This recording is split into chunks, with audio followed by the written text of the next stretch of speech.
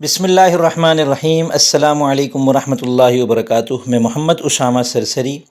آج ہم قرآن کریم سے سورہ کافرون میں سے ضمیر اور اسم ظاہر کی مشق کریں گے۔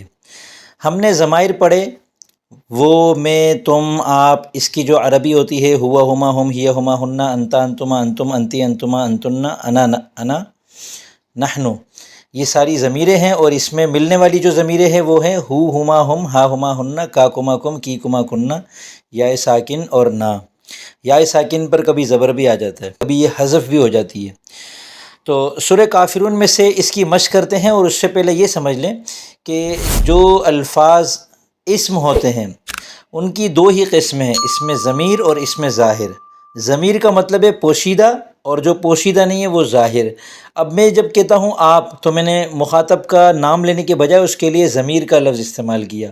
میں نے زید کے لیے کہا وہ آیا، تو زید کے بجائے میں نے اس کے لیے ہوا لفظ استعمال کیا۔ تو اس وجہ سے ضمیر کا نام ضمیر رکھا گیا۔ ضمیر کہتے ہیں پوشیدہ چیز کو، اور اس کے مقابلے میں جو لفظ زید ہے وہ اسم ظاہر ہے۔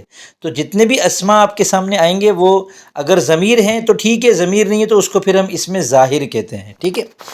تو بسم اللہ الرحمن الرحیم۔ قل یا ایھا الکافرون، قل امر کا صیغہ ہے، اور امر کے صیغے کے اندر انتا پوشیدہ ہوتا ہے، تو اگرچہ قل فعل ہے لیکن ہم یہاں اس کو ضمیر کا رنگ دے دیتے کیونکہ اس کے اندر انتا ہے۔ یا ایھا حرف ہے، الکافرون اسم ہے اور یہ ضمیر نہیں ہے، لہذا یہ اسم ظاہر ہے، ٹھیک ہے۔ لا حرف اعبدو فعل ہے، اس کے اندر انا ضمیر محذوف ہے، تو انا اس کو ہم لال کر دیتے ہیں۔ اور ما تعبدون کے اندر ما اسم موصول ہے، یہ آگے چل کے پڑھیں گے تو اس کو ہم اسم ظاہر بنا دیتے ہیں۔ اور تعبدون اگرچہ فعل ہے لیکن اس کے اندر ضمیر انتم ہے۔ ولا انتم، ولا کو رہنے دیتے ہیں، دونوں حرف ہیں، اور انتم ضمیر ہے، ٹھیک ہے۔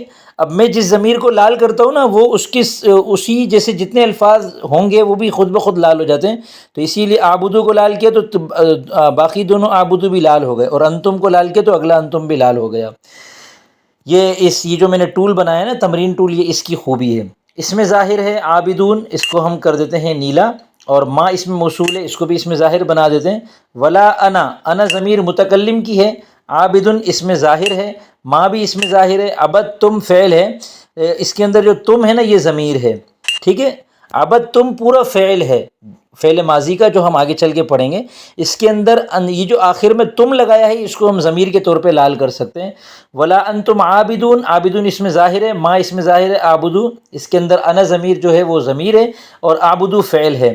لکم دینکم، لکم میں جو کم ہے یہ ضمیر ہے، اور دینو یہ اسم ظاہر ہے، پھر کم ضمیر ہے، پھر ولی میں واو حرف ہے، لام زیر لی حرف ہے، اور یا ضمیر ہے، اور دین جو ہے یہ اسم ظاہر ہے۔ اب دیکھیے یا متکلم کی ضمیر ہے یا، لام یا زیر لی، اس کو لی پڑھیں گے اور اس کا ترجمہ ہوگا میرے لیے۔ جب آپ کو کہنا ہو میرے لیے تو آپ کہیں گے لی، لیکن اس کو لیا بھی پڑھ سکتے ہیں عبارت کی روانی کے اعتبار سے۔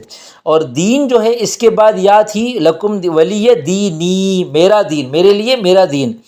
دینی کی جو یا تھی اس کو حذف کر دیا گیا۔ تو میں نے آپ کو پہلے بتایا تھا کہ یا متکلم کو کبھی ساکن لاتے ہیں، کبھی حذف کر دیتے ہیں، کبھی اس کے اوپر زبر بھی آ جاتی ہے۔ استاد محترم محمد اسامہ سرسری صاحب کے audio video courses, P D F کتابیں، تعلیم و تفریحی گیمز، مفید اور کارآمد ٹولز، علمی و ادبی ایپس پر اس مہینے بہتر آفرز چل رہی ہیں۔ آفرز ختم ہونے میں بس چند دن رہ گئے ہیں۔ آفرز حاصل کرنے کے لیے اس ویب سائٹ کا وزٹ کریں